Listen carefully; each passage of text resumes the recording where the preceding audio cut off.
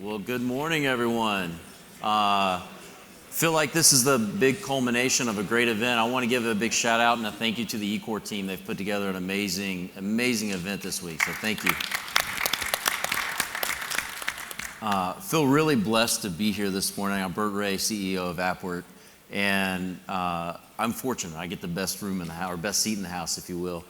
But leading up to this panel, we've heard some amazing panelists give some outstanding information, and one of the consistent messages that came across over the last couple of days has been not necessarily great information, not the most optimistic outlook in the short term, but the trail end of all the conversations came to the importance of operations and how critical operational excellence is going to be in your portfolios, which was a perfect setup for today. So with me, I have a great, amazing operational panel here, and I want to start with Cindy. If you want to introduce yourself and just kind of give the audience your bio. Sure.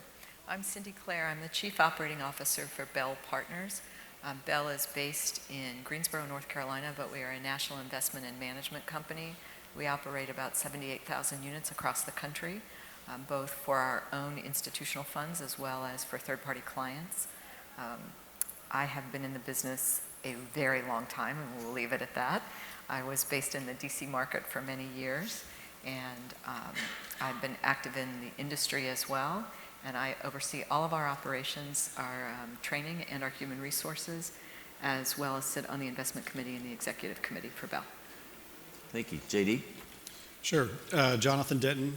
Please call me JD now that we're friends. I'm a managing director for Cortland. Been in the business for about 23 years. Been at Cortland for 5.5 now. I've got throughout 22, had a geographic portfolio from Texas, Florida, up into Georgia, 96 properties and roughly 35,000 units. Cortland as a whole has got almost 85,000 units, and we're located mostly in the Sun Belt. We own, develop, acquire, and manage most of our stuff, or all of our stuff rather, and we have a very small sliver of maybe 15 to 20 properties that we third-party manage for select clients. I'm glad to be here. Cris. I'm Cris Kimbrough, Senior Director of Smart Building Technology for Greystar. I sit over certain aspects of technology at Greystar, and I work really closely with our other technology teams, particularly our innovation team. Greystar owns and or manages about 750,000 units nationwide and some overseas, growing our overseas presence. Everything from student, conventional, active adult, build to rent, essential housing. So, and I sit in U.S. property management, but I work also on our own properties. And last, but of course least, Bert Wray, again, CEO of AppWork. Been in the industry since 2005, and I've spent about half my career on the owner-operator side and half on the vendor side. And moving to that vendor side has really given me a ton of exposure to organizations just like these all across the U.S. and recognizing how operations go and when they go well and when they don't go so well and the challenges that come in. So bear with me. I found an interesting article off of Forbes that gave this definition of multifamily, and it's I define the U.S. multifamily property management industry as the work of caring for more than 40 million multifamily units valued at $3 trillion and their renters. Over 800,000 people work as employees of the management industry, while tech and service vendor companies employ hundreds of thousands more. And the industry's growing, requiring 4 million more units by 2030 just to keep up with demand. And I know we've talked about those numbers and they've skewed over what the future will be. The next line was pretty important. It said, radical disruption is coming soon. This article was written in June of last year. So I think we've gotten past some of that radical disruption. So from your perspectives, since we'll say, the pandemic is kind of a stepping off point for a lot of the change that we've experienced lately, how has the industry changed from an operational standpoint over the past couple years? Well, the pandemic, so if you think... We have dinners at 6. Okay, so. Well, I'll try to keep it brief and let everybody else jump in as well. But you think about pre-pandemic, we were starting to look at new technologies. I know certainly at Bell, we were looking at AI tools. We were looking at what are the things that can help us be more efficient, more effective from a leasing, from renewals, from maintenance. And the pandemic forced us to very quickly pivot and pull all those tools in place. You know, lead management tools, virtual leasing, self-guided tours. All of that became a necessity because we could not interact with our residents or our prospects in the same way. That included virtual community building, whether that was virtual events. From a maintenance standpoint, you still had to have your maintenance teams go into apartments if there were emergencies. But how do we minimize their, their interaction and still keep them safe? And so looking at, we've created a maintenance app, but there are tools out there to do everything online payments. I mean, you think about all the way through the life cycle of a prospect to a resident moving in or moving out, everything changed. And a lot of those changes have stuck. We're back to in-person, and we're certainly giving people the opportunity to come into the leasing office. But at Bell, what we talk about now is we need to meet our customer where they want to be met. And that can be very different today than it was 3 years ago. JD, what's different for Cortland? Well, I would agree with her that the pandemic forced, most if not all of us to pivot very quickly. And just like Bell, I can remember it was April of 2020. And when, everything started to be shut down, we quickly pivoted to self-guided tours. And all that means is the prospect shows up on property and they have a little, map on their phone that basically shows them how to view the amenities and how to, see the model apartment or a vacant unit. And so that technology could be electronic door locks. There's some geofencing. There's some prop tech out there that allows us to do this. It was really groundbreaking. And it allowed us to continue to lease through the pandemic, where most jurisdictions that we operate in had everything shut down. So in terms of through the pandemic and onward, what we're finding is the prop tech space is growing exponentially, and there's a lot of companies out there that are kind of reinventing the space, especially from a customer experience perspective. And so just like Cindy, I would agree, the customer experience, frankly, is going to differentiate us from our competitors. It's going to differentiate how better you can increase your NOI. If you take care of your customers, then they're more likely to renew, they're more likely to stay with you and pay the premium rent that you're looking for.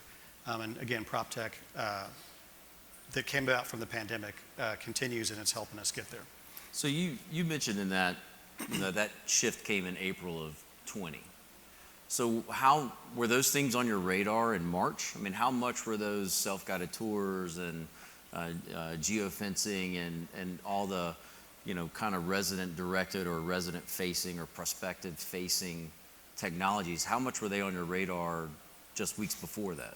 Well, they were, in terms of the roadmap, most companies have got a roadmap that where they're planning 3 to 5, even 10 years out. And so those technologies were on the roadmap, but what the pandemic did was it forced us to really look at them, dive in, and to start implementing them. And so while we prefer to be on the cutting edge, not the bleeding edge, the pandemic forced us to be on the bleeding edge. And so there's a lot of lessons learned through those implementations, and we're still working through some fine-tuning of those products, but I think it just moved the goalposts forward. I would agree with that. I think that we were looking at virtual tours, we were looking at self-guided, we were piloting all of those as well as AI tools for lead management. And what it ended up making us do was roll them all out immediately, which is not something we typically like to do. Like you, we don't want to be bleeding edge, but we had to. And so we did learn lessons, and now it's fine-tuning those tools.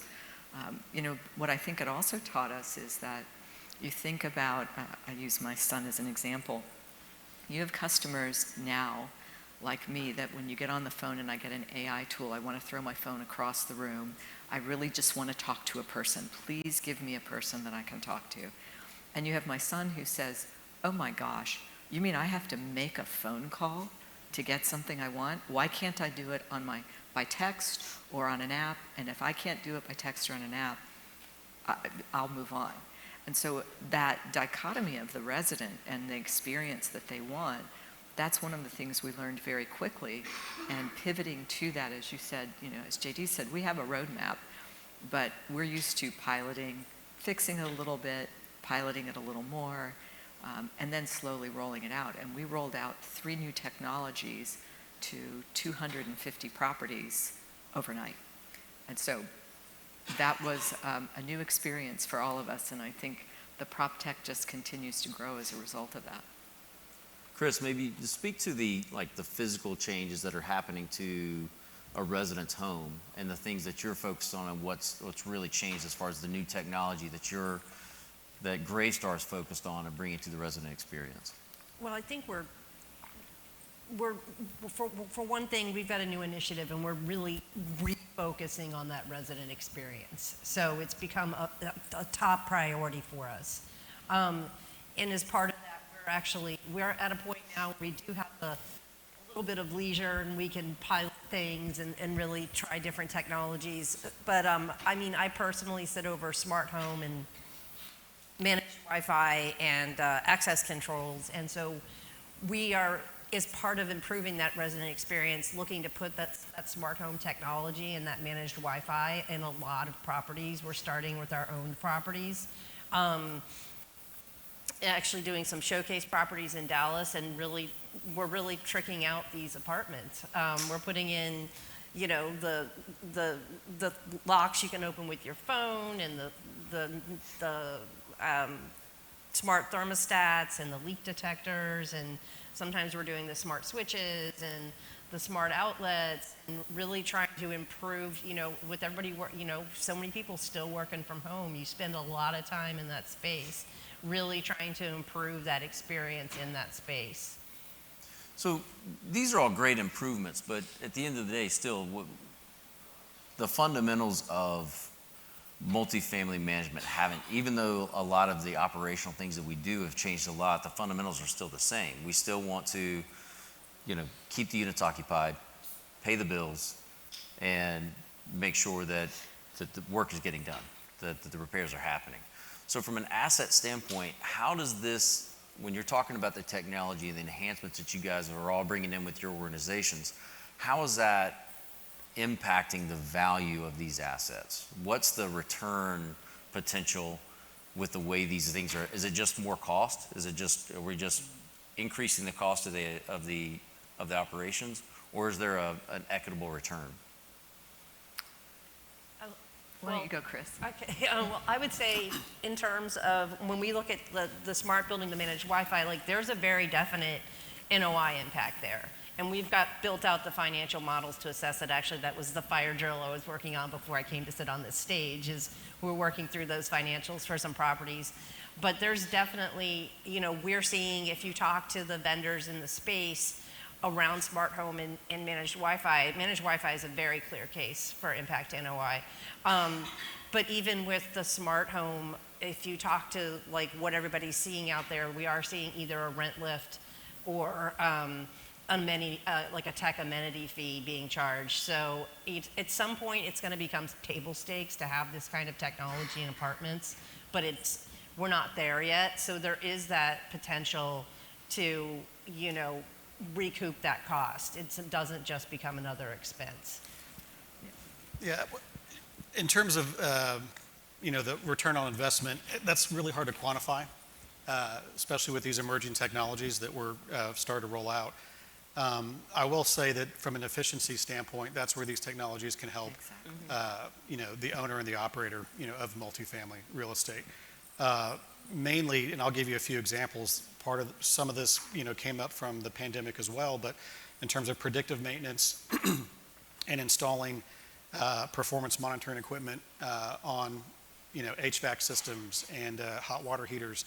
She mentioned leak detectors, but we've got a few properties in Tampa where we've installed, again, as performance monitoring equipment on our AC systems, and I get a daily report or a weekly report that kind of summarizes each AC system, And when that predictive software is anticipating a part or parts to fail.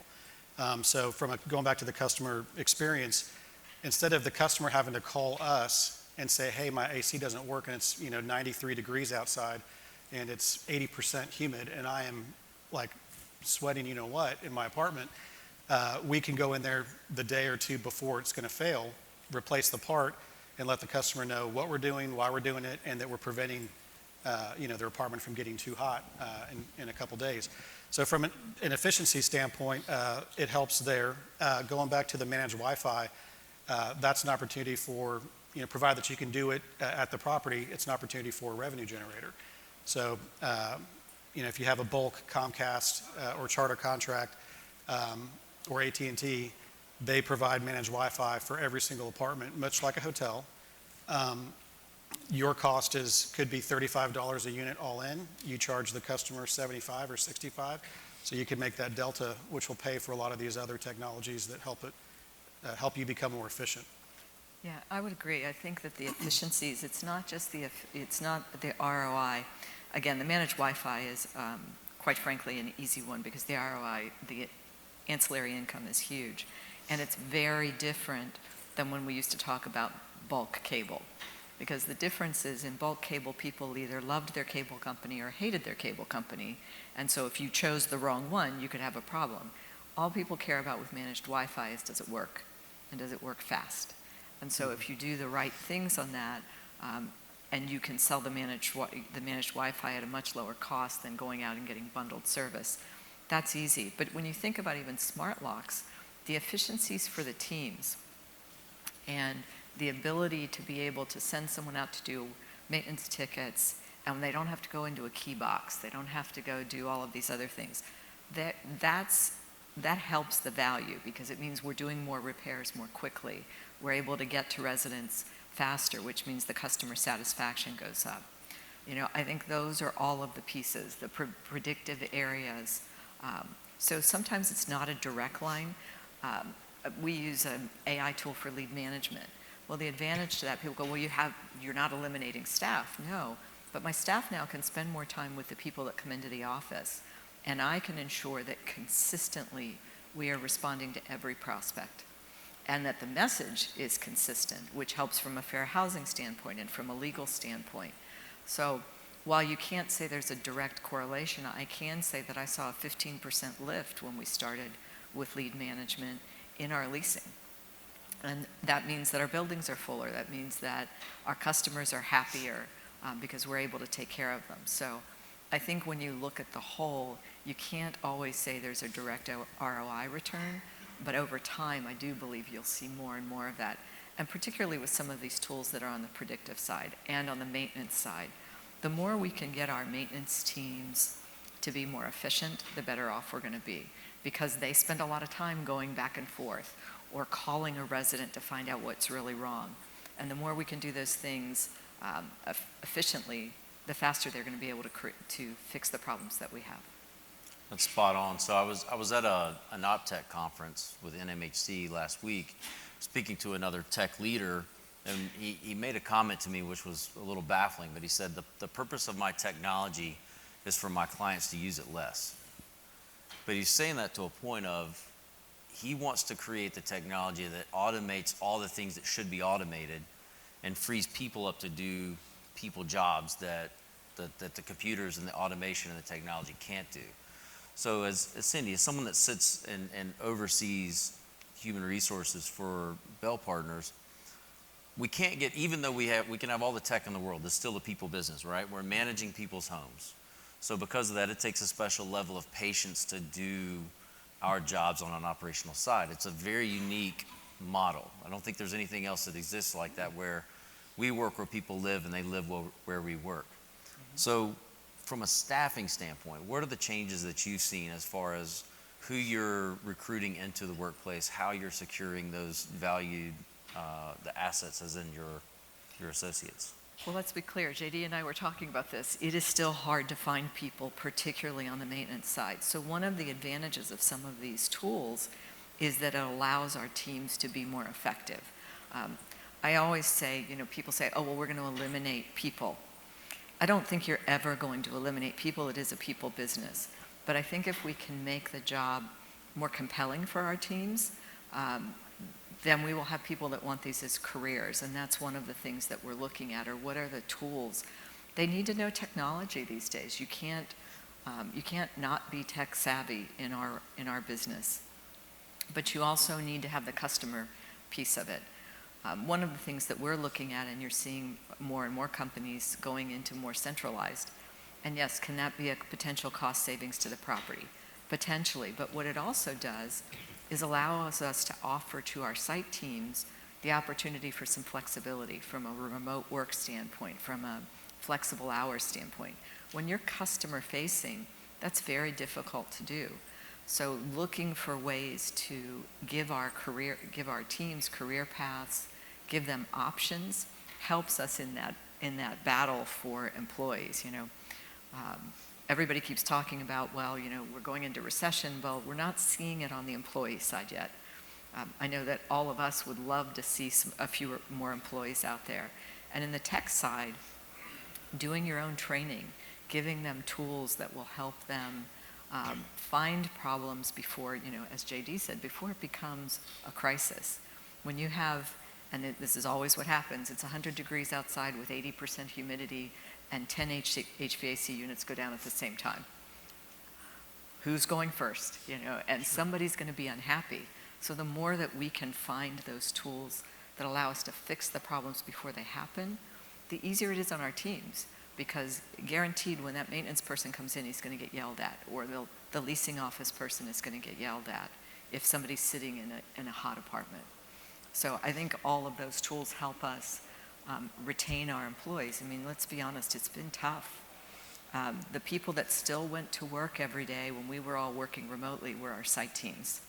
And so they dealt with dealing with, being in an office, but also dealing with the trauma of their residents and how difficult COVID was for them.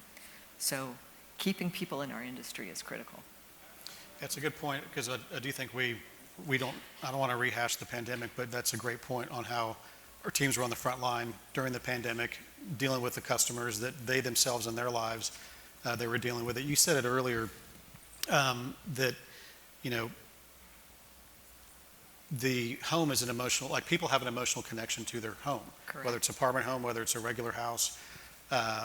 And, oftentimes owners and operators, we forget that piece. And so the more we can make their lives easier, our lives ultimately are going to be easier because we have happier customers. From an ROI perspective and kind of an ownership perspective, all these things that we're talking about really benefits the bottom line. And mainly through, reduced associate turnover, reduced resident turnover. Obviously, if you don't have to pay for the cost of an apartment turn, and that apartment's going to sit vacant, for, I think the average depends on the region, but it's 23 to 30 days. You don't incur those costs if you can keep the customer there. And if their experience has been, second to none, they're not going to want to move out, and they're going to be willing to pay, again, a sizable increase at renewal. Because they like where they live. And all of us can tell you, if you look at a property that has a consistent staff, the property performs better. Because they've created a sense of community, they know their residents, they know what's going on at the property. And so that staff turnover gets underestimated on what that can do to the performance of a property. So that's a strategic shift in what we've experienced in the past, because, maybe pre-pandemic, a few years ago, we weren't as focused on maintaining that resident. We were more focused on, let's turn that unit, let's bring some innovation or bring some improvements, and then we can elevate the rent and then capture that increased rent cost over the next lease cycle. So are you saying that there's a shift in strategy and how we're overseeing it? I don't think it's a shift in strategy. I think it is the reality of our world. When we talk about technology, let's face it, all of us now focus on our Google scores because everybody's going to look at them. So that customer experience, we want happy residents. I think we want happy residents because it's the right thing to do. And to JD's point, we're giving people homes. That's a unique experience. And therefore, we want to make sure that they like their homes and that they're happy. That should be their solace. And as a result of that, if we do that well, we're going to see those scores go up. In today's world, if you're not doing that well, you can turn over those apartments. You may not find new residents because they're going to go look at those Google scores. So I think it is a much more customer focus, not only because it helps our communities, but it's the reality of the world we live in. You don't get to make mistakes anymore and it stays within the community. Usually the whole world knows about it as soon as you make a mistake because it's out on social media. Yeah, it's a great point. I know we are going to talk about operational excellence as it relates to expenses, but I think she touched on a great point as it relates to online ratings and reviews. It's really your public report card for any business, whether you're Little Caesars Pizza or you're, you've got a dry cleaning shop. And we've actually done, I can't share the specific data, but we've actually done several analyses where we have taken a look at properties with, higher Google scores and what rent premiums we're actually able to assign a rent premium to a Google score by property. And, if your score is below a 4.0, 90% of people aren't even going to look at you. They're going to keep going because they're going to look for 4.5 and above. And whether it's a 4.3 to a 4.5, you could probably expect to get $25 lift. 4.5 to 4.75 or 4.8, you can expect to get another $25 to $30. So just that delta right there, $50, $60, $75, you multiply that across your entire portfolio, those are some real revenue dollars. And so, yes, for people like us, we do pay a lot of attention to our online reviews and ratings because, again, that's our public report card. And that people won't even consider you unless you have a certain score. And people do read those reviews. Think about before you go to a nice restaurant, you're going to take a look at those Google reviews and see if you want to end up paying that premium dollar for, that 3-4 course meal. So same concept. And I agree. I think that the key to that is if you think about, you can do the analytics, but it's just logic as well. If your properties are full and your residents are staying, you get to have higher rents because people are happy.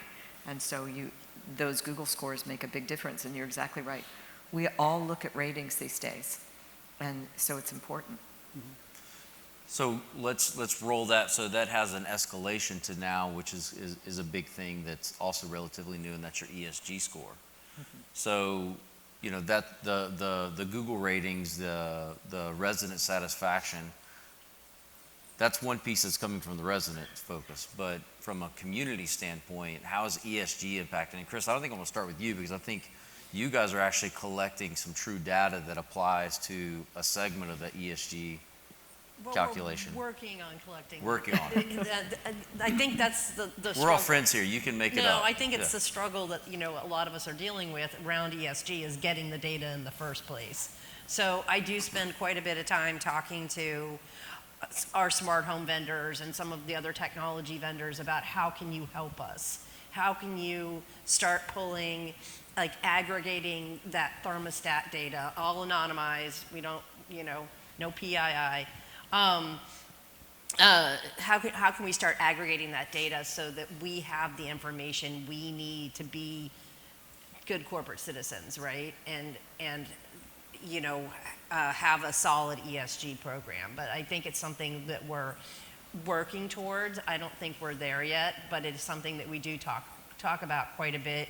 We just actually reorganized the way we're dealing with ESG and pushed it down to the line of business. So there are now a lot of us at Greystar that are involved in the ESG data collection process. It's one of the exercises we just went through a few months ago. Actually, was looking at pulling together the different groups in U.S. property management that deal with technology, and then saying, okay, what data can we get from this technology in order to help us with ESG? And so it was actually a really interesting exercise to sit in on because you start really thinking about, the E is kind of I think the easier one to get a handle around, but then, you start thinking about, some of the other technologies that we use around insurance or leasing, and how like maybe there's data to be had there that can contribute to the social. So I think we're in the process, I would say, of getting a handle on it, but it is getting that data in the first place that is a real struggle.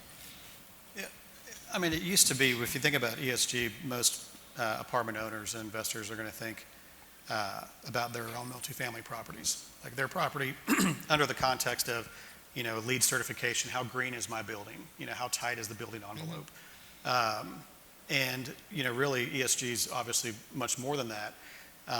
But it makes, to use Cindy's term, it makes logical sense to employ, ESG initiatives. And it's really just from a cost-cutting perspective. And again, the logic comes from, do you have low-flow toilets? How are you conserving water? How are you conserving energy? LED retrofits, they might cost a pretty penny, but you're going to see, depending on how long term of a hold your asset is, you're going to see the benefits and the ROI for something as simple as changing all of your lights from CFLs or incandescent to LEDs. And that's not, rocket science, but it is logical. And I think that's what most investors now are viewing ESG as. It just makes logical sense in terms of boosting your NOI, and it's the right thing to do. And frankly, it's the way, it's where the world is headed, whether you like it or not. Yeah, and I would agree with that. I think that, you look at these things, Cris hit on it. We all have the data. We just haven't figured out how to aggregate the data to get the results that we need. There's so much data out there. But there are simple things that we do, and I think when we start hearing about the industry and the apartment industry and the evil landlords and all those things that we hear about, no one talks about the fact that we are probably the most efficient from an energy consumption standpoint of the groups out there, because we do have low flow toilets, we do the LED lighting, we have density, so we can affect the carbon footprint very quickly in some of the things that we do, and probably already have. We just haven't figured out how to harness the data well enough to really describe that. But I agree with JD, it is logical. And then the other pieces of it, the social and the governance, there are so many things on the social side that we do that, again, we haven't harnessed the data to talk about all the things that the industry does when it comes to being good corporate citizens. So you're hearing more and more from our institutional investors that this is important. We think it's important as well, and it's the right thing to do, as JD said. So I think it's going to continue to evolve. We just have to figure out how to get the data to really show what we're doing. Well, and a lot of our institutional investors, they won't even have a conversation with us unless we have a pretty robust ESG plan, and they want to almost see that first, check that box, and then we can start talking. Right, it's far more about GRESB score today than it is the green certifications. Yep. It's really about looking at those GRESB scores.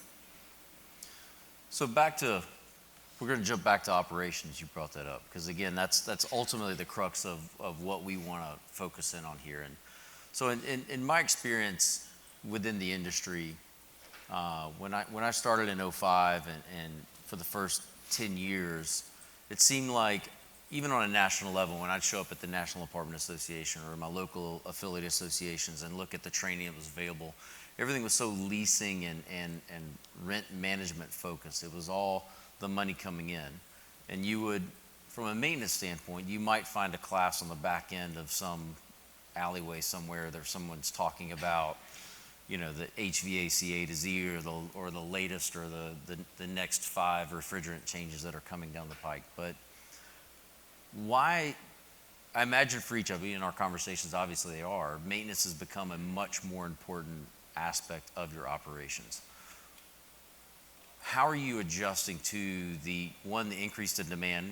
Everyone's at home more, so they're using their appliances and everything more. So the demand for maintenance is going up, but it seems like the availability of that skilled labor is going down. So how can you address those diverging roads? So I would say, first and foremost, that the maintenance are the unsung heroes, because the people that keep our residents happy are our maintenance teams. If everything runs in their apartment and runs well, that's what makes people stay in the apartments. It's getting harder and harder to find skilled maintenance people. One of the things that we've done is to create our own training programs for our maintenance teams, and that means it's got to be more hands-on training. You're not sitting your maintenance guys in a classroom. So we've gone to virtual reality training, where they literally can put on glasses and fix an HVAC unit or a plumbing. We actually had one of our VPs of operations do it. She electrocuted herself. So fortunately, it was just virtual reality. But those things, those are the kind of tools that you can use and grow your own. JD and I were talking before this, we're seeing salaries go up on the maintenance side because they are few and far between in those skills. And the skills have gotten more complicated. The systems that we're putting in buildings now are far more complicated. So you have to have people that have those skills. And part of that is training them and giving them a career path. And I think that's a differentiator that we haven't seen in the past. Is we would say, okay, you're a maintenance guy.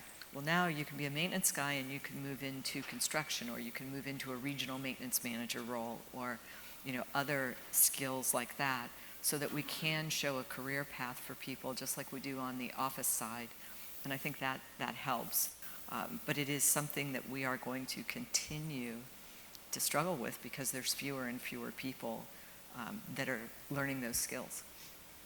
JD, you've got like in tech, you can either, as an owner operator or as a leader, for tech, I can either build it or buy it, right? I can build my technology, or I can go buy an integration that fixes it. And I think you guys are taking a similar approach to training your maintenance teams, and you've created a build it program that's pretty substantial. Yes, we have. We have a Cortland branded semi-truck that we roll across the country, and the trailer is outfitted with HVAC examples, like the appliance is in the trailer, and they get to work on the appliance in the trailer. Plumbing, electrical panels, and we basically drive that, from property to property, and it gives our teams some hands-on training, with the facilities experts in our company. But we do. That's not the end-all, be-all. There's no substitute for in-person training on the site that they, work at. The systems, can be different from property to property based on, who installed them and how the property was built. High rises, you might have a boiler or chiller that's a little more complicated than just your regular, single stack that's in your individual units. Or it's different from the other 15 people in between who've worked on that system. Correct, right. I've opened utility closets that look like Spider-Man got in a fight inside that utility closet with the wire. we don't like to jerry-rig stuff. But we do that, and we also, in terms of our planning, we work with regional trade schools, and there's several colleges and universities now that where you can earn a property management degree or real estate degree, and some people use that and then they get their finance degree, and they or some people who are very hands-on, they'll go in the facilities field. So work in various colleges and trade schools to help build out their property management and facilities management programs. And internally, we've got a very systematic approach to credentialing our people, so they can earn a Cortland certification that basically says they've passed XYZ tests, they've gone through these modules, and this person's now certified to work on ACs, this person's certified to work on plumbing, the plumbing stack, or et cetera, et cetera.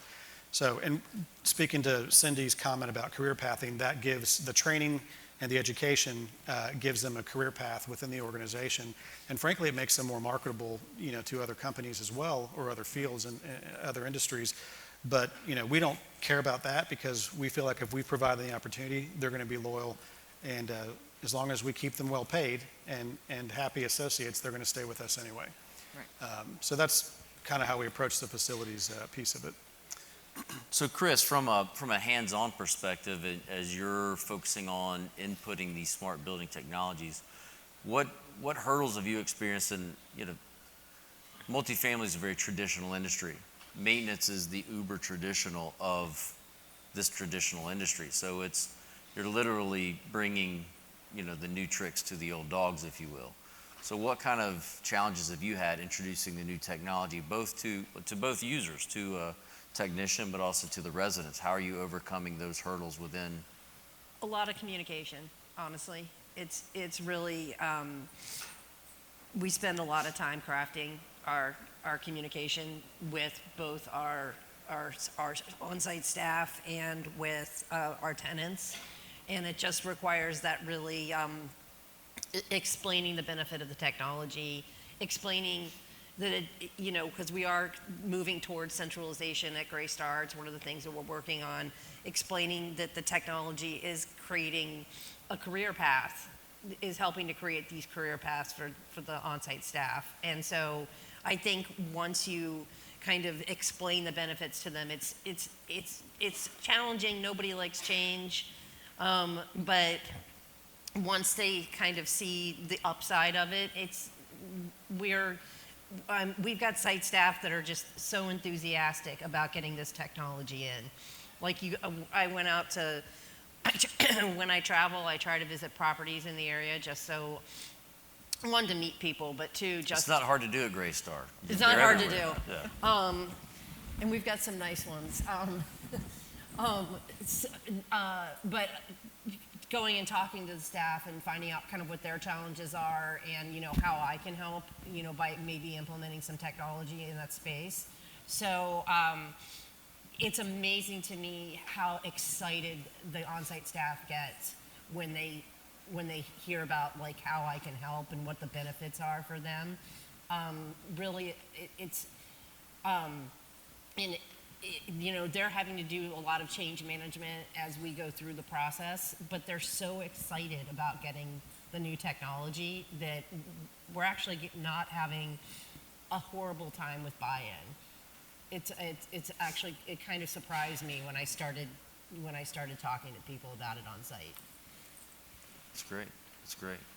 So from that aspect, it sounds like that's an advantage you're building into. It's not just you're bringing the technology to your communities to bring an advantage to the residents and to set yourself apart in your markets, but it's also setting you apart within your associates and understanding that we want to take advantage of this maybe more progressive route and get on the technology train ahead of time. For JD and Cindy, are you guys seeing that too, where there's an advantage not just to your residents and how you're leasing, but an advantage to your staff to bringing these tech tools in place and integrating into their operations?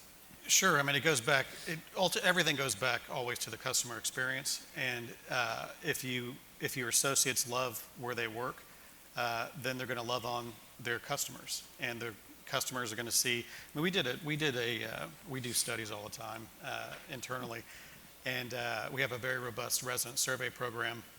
And I'm sure that the answers that I'm about to give are probably going to be ubiquitous for all the panelists here. But our marketing insights team, which basically dissects the data from our internal surveys, basically came up with 5 things that our residents who are going to renew with us, the most important things that factor in their decision making. So let's strip away the life event, like if the life event means if they have to, if they're changing jobs or if they've got to go back home, strip away those reasons for non-renewal, strip away the reasons for my rent's going too high. And if rent was not an objection, why would you or would you not renew? And if you weren't going to renew, why? The number one question, or the number one answer was, the management team doesn't know me by name. The management team doesn't answer the phone, was number 2. I don't get a quick response from my management team, the on-site team. And I think one of the other ones was, in terms of property cleanliness, your curb appeal's got to be on point. And if for whatever reason your property doesn't look its best 24/7, that was the 5th and final reason. But the top 2 were basically interpersonal relationships and how we're interacting with our customer on site in terms of whether or not they like the community or not. And so what typically happens is when you get a prospect that's looking for apartments, and they settle on your community, they've obviously settled on it for a reason. You've got great curb appeal. They really like the leasing consultant or the leasing agent. The property looks beautiful. It's in the right neighborhood. It's close to their job. And they're really, really, really excited to move in. When they move in, that's the most exciting day of their tenure, of their resident tenure, with us. And as good as we are on customer service, it goes down. 50-month lease, it's steadily, their satisfaction with us and with management steadily goes down because there's things that happen on site, or there's things that they see that they might have a noisy neighbor, and we might be constrained on how to fix that noisy neighbor under the law or under the lease. It may not happen quickly enough. They could be stomping above them. They could be blaring their music. There could be pet waste by Building 12 that is not getting picked up quite quickly enough. But you name it, things happen over their lease, and it kind of erodes their perception of how great the community is or how great you are, as a landlord. And that's the ultimate struggle is you want to try to maintain that level of resident happiness that they had at move-in, so that by the time they're ready to move out or renew, they'll renew with you, and by the time they're ultimately ready to move out, they'll still evangelize about you to their friends and family. I had a great experience at Cortland or at Bell or at Greystar. I would encourage you to live there because my time there was fantastic. And that's really what we want from our customers. And so going back to the associate experience, if our associate experience is on point, then our customer experience should be on point. And it's fundamentals. It's answer the phone, it's respond quickly, it's respond thoroughly and resolve their issue, the customer issue. And that takes care of 95 issues out of 100. It has some empathy, and I think JD's exactly right. It is your associate's happiness translates into your residents' happiness. If an associate is not happy, they're not going to treat our residents well. And so it is critical for us to make sure we give our associates the tools to be able to handle those customers in the right way. That goes back to where technology helps with efficiencies. The more time I can give our teams to spend with residents, the happier our residents are going to be, and quite frankly, the happier our teams are going to be. And so I think those are the things that we forget about when we start thinking about the customer experience. We talked about not everybody wants to deal with a person. They want to do everything online. But there's still that connection point, and particularly in someone's home. You can tell when you walk around a property if the manager is saying hello by name to the residents, or the residents are saying hello to the manager. That person has created that sense of community and that people like living there, and that's important. It always hurt my feelings when I had residents when I started that referred to me as Mr. Rent Man. So I had to help them learn my name too. So it's equally important in both directions. So that's part of the whole community aspect. But we've touched on some of the legislation pieces, and this is kind of going off script, but I think it's important to highlight, especially to this audience, the amount of effort that goes into the day-to-day chasing and work to influence legislation from like a government affairs standpoint, and the efforts that you guys have in not only your local governments, but the state governments from a national level. Talk about your perspectives on how much of the time that you spend at a leadership level, and not just you, but also your organizations in working to influence legislation on behalf of multifamily and real estate in general. Wow, that's a loaded question. I've been active in the industry for many years, and I think it's critical to change the narrative about apartment communities. So for many legislators, they think of apartment communities as where affordable housing. And that narrative has not changed. And while we need affordable housing, and absolutely it's critical, there are people that are renters by choice as well. And recognizing the depth and breadth of what goes into the apartment industry, the number of jobs that we create, the other, not just on the site level, but the vendor relationships, the being part of the community, the construction teams that build the apartment communities, all of those pieces, telling that story to a legislator is really important. And fighting back all of the laws. We are probably the most regulated piece of the real estate industry there is. Commercial does not have it, industrial doesn't have it the way that multifamily does.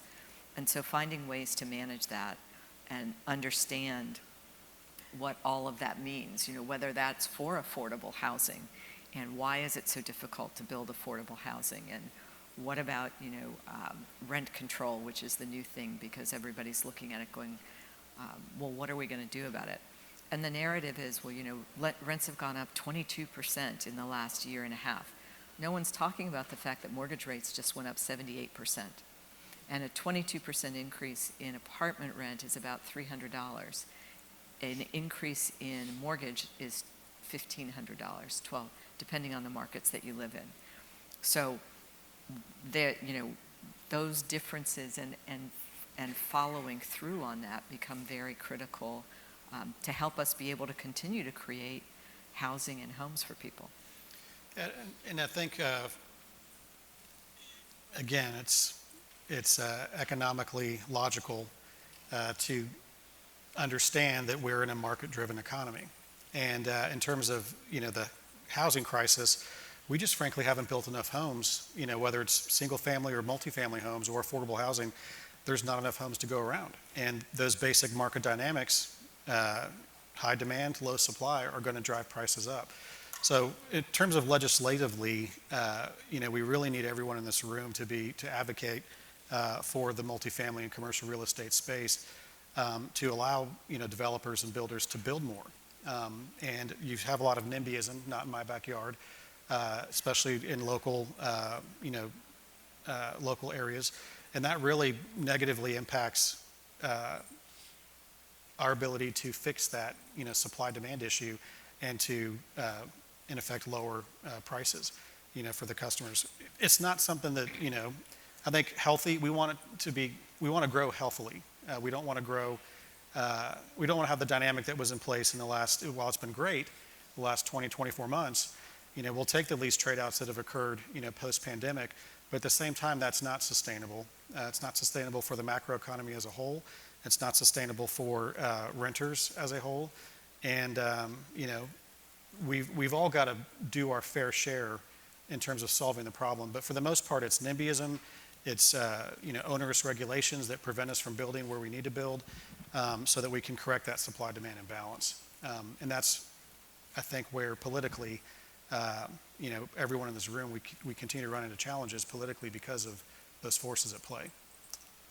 So one last question, and it's going to tie into kind of how this panel started. So with all the challenges and the opportunity that exists right now in the space, why, in a quick answer if you can, why is operational excellence in your existing portfolio, why is running that portfolio to the best you can such a critical piece now, maybe more than ever, just because as you can see just outside of your headlights in the future?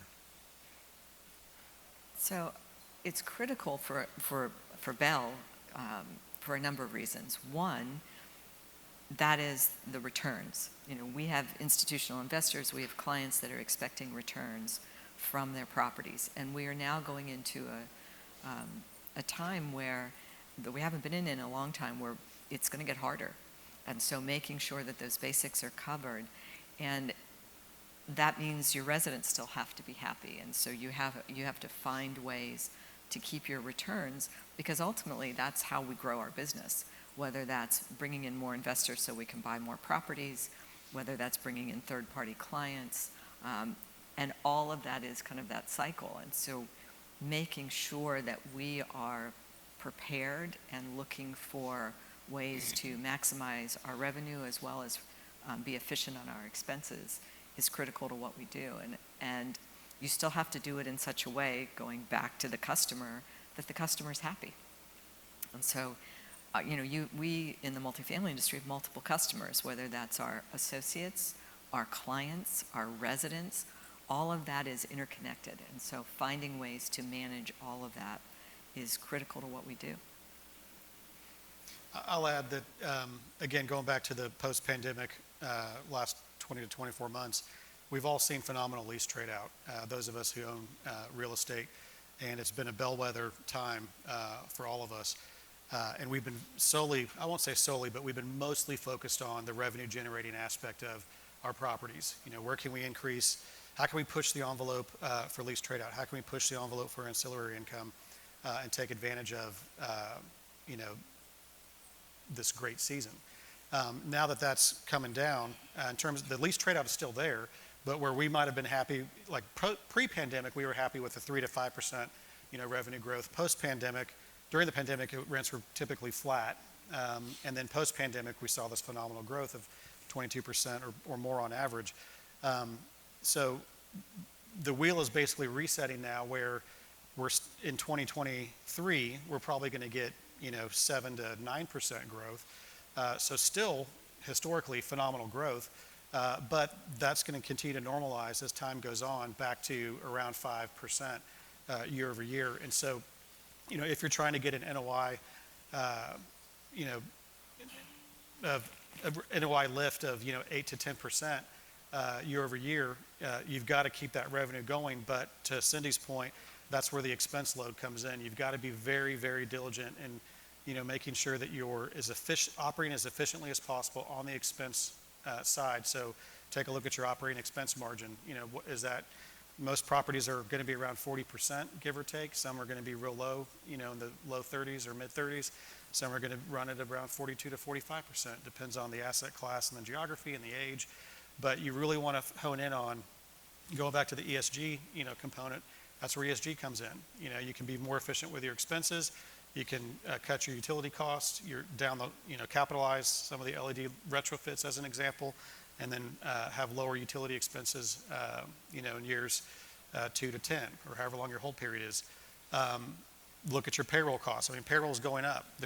Inflation's hitting us just like it is every other industry.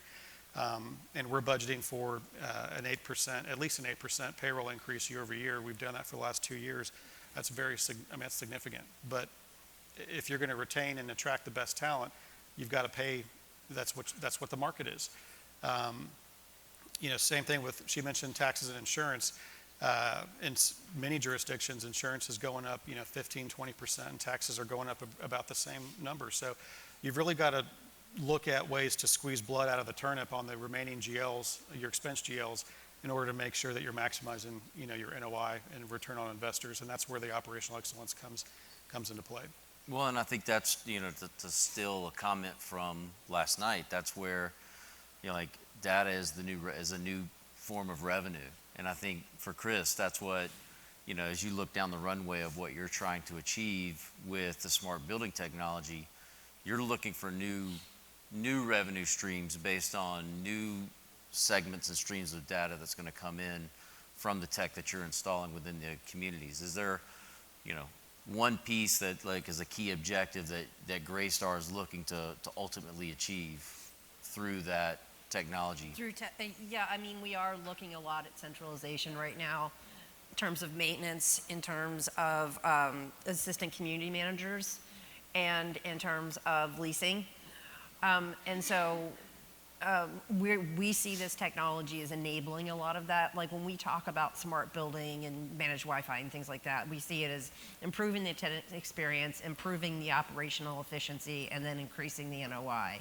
So we are definitely thinking that there is going to be data that's going to come out of this that's going to help us.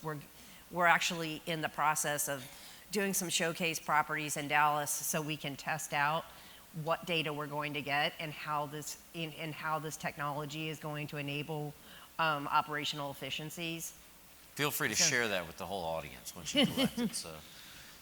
So there's been a ton of information. Thank you all so much for your insight and expertise and experience. But I want to open it up for any questions thank you. I know you've got tons of questions, so we've got time for 3 or 4. So who's got the first question? Let's see. Oh, there's one back there. We either wowed you or bored you. Yes, sir. Hi, everyone. Thank you. I'm Erez, the CEO of Block A, and we're in the world of tenant experience, specifically with leasing technology, AI lead management, and self-guided tours in New York. I wanted to first say the amount of times that you said resident experience and happy customers was insane, in my opinion. It's the first time I'm watching a panel that speaks so much about how people live in properties, and I think that's a very big step forward in my personal opinion. I wanted to ask about that. Do you have a proactive way of measuring your resident experience, where you mentioned Google scores, which I would say maybe is retroactive because that's already out there? Do you have a way of collecting that and understanding how to correlate that with specific things that you are doing in order to improve your operations?